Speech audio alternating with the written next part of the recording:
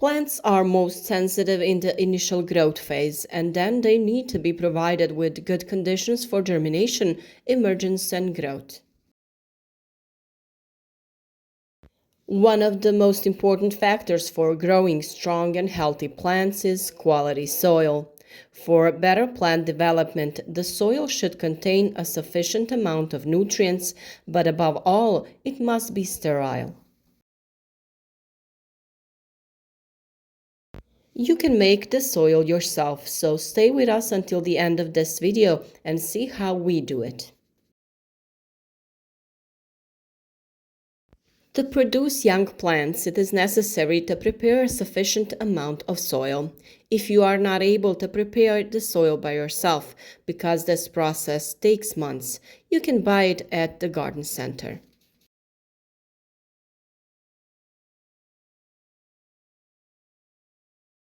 Garden centers have a large selection of soil, and in addition, you can find soil that is intended for sowing and those used for transplanting plants.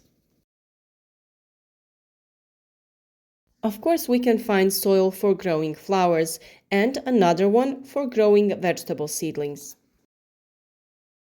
In order to grow quality seedlings of vegetables, flowers, spices, and medicinal herbs, you need to choose a soil that meets certain requirements. The success of production depends on that. The most important thing is that it has a good structure, is not compacted, has a good water-air regime, and supplies young plants with sufficient amount of nutrients in the initial sensitive stage of growth. It must provide the seeds with the optimal conditions for germination and emergence, and the seedlings remain in it until they are planted in a permanent place where you choose. Some plants are sown directly into the soil in which they remain until they are planted in the garden, and some are transplanted into another soil after they have sprouted. Thus, we will use only one soil for cucumber and melon. Two different soils are necessary for sowing and transplanting peppers and tomatoes. The first is characterized by finer granulation, and for transplanting, it is used with a coarser one. For different plant species, there are soils with an adjusted pH reaction for acidic to slightly alkaline. The most famous example is the acidic soil for growing blueberries and cranberries. Soil must not contain weed seeds, nematodes, and other pests, disease agents, heavy metals, and substances that are harmful to plants. Professional growers use soils that contain coconut fiber, zeolite, vermiculite, perlite, clay, compost, and other components.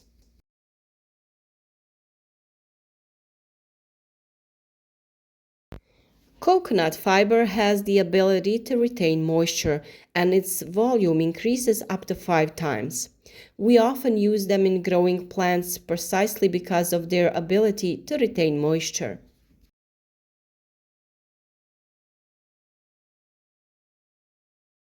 We purchased the soil that contains coconut fiber from our local garden center. It is the coconut fiber that gives the soil its looseness and breathability.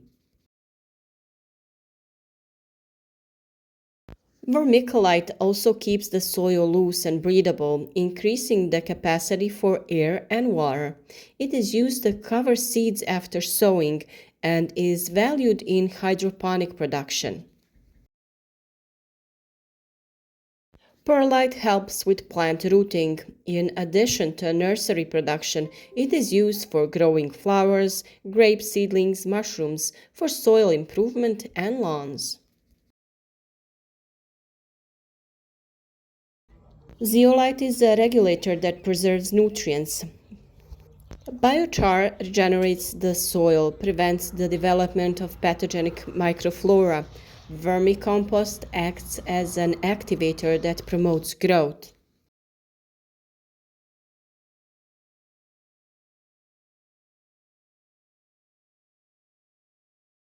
Once we have become familiar with these natural materials, we can make our own soil for our plants. You can make it with or without garden soil. All of the ingredients must meet the basic requirements for seedling production that we have mentioned. It must not be compacted, it must be water permeable, sterile, and fertile. The simplest composition is to take 2 parts of good compost, 2 parts of coconut fiber, and 1 part of perlite. We have already shown you how we make a compost pile and how we turn plant residue into nutrients that we return to the garden. If you have not watched the video about composting, find it on the channel and we will leave you a link at the end of this video. We crush the compost well and it will be best sifted because this way it will have a uniform structure. Then add coconut fiber. If they are dry in the block, they need to be rehydrated. That is, add water so that you can work with it.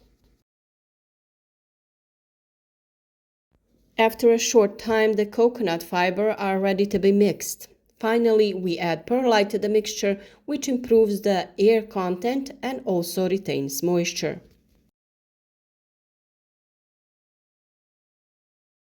The soil is ready for transplanting our small plants, which we will be transplanting in the coming period. If you are using garden soil, look for quality garden or forest soil and take 2 parts. Add 1 part each of humus, peat, and river sand. This universal recipe can be adapted to the type of plant we are sowing. So for peppers, you will need 3 parts of humus and 2 parts of quality soil, while for cabbage, it will be suitable to mix peat, humus, and soil in a ratio 1 to 1 to 1. When we are making the soil ourselves, it is necessary to disinfect it because pathogenic organisms can completely destroy young plants. This most often happens during the transplanting phase of small plants, when fungi most often form on the lower part of the stem, which causes the plant to decay, causing the plants to fall to the ground. We call this disease seedling lodging, and it is a very dangerous disease because it is difficult for plants to recover from it, even after subsequent treatment. That's why in the following videos we will talk about these diseases and ways to prevent them.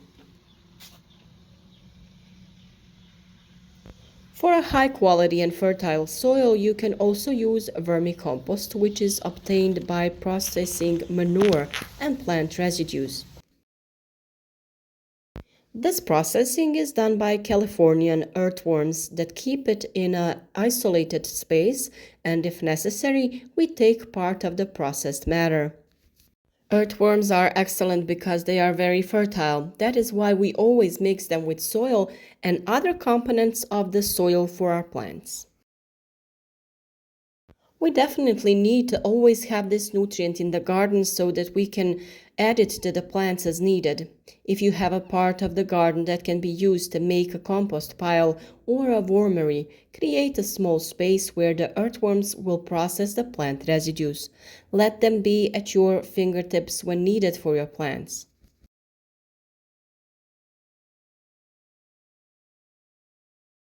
Most of the seeds have been sown and some of the plants have already been planted in larger spaces where they will wait for warmer days when we will take them out into our garden. And due to this fertile soil, the plants are very healthy and strong.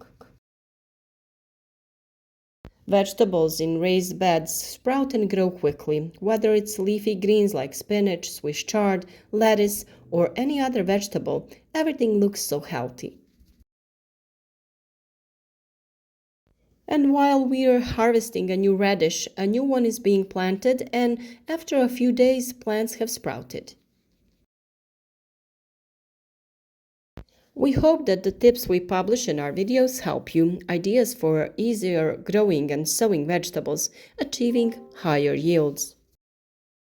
These are all topics that we will cover in the coming periods, so if you haven't followed our channel yet, be sure to do it. Share this video with your friends on social networks and support our work with a like under the video. And be sure to write to us in the comments where you're following us from and what vegetables you grow. What kind of soil do you use for growing plants? If you have any other questions related to growing fruits and vegetables, feel free to write to us. We are always happy to answer all your comments.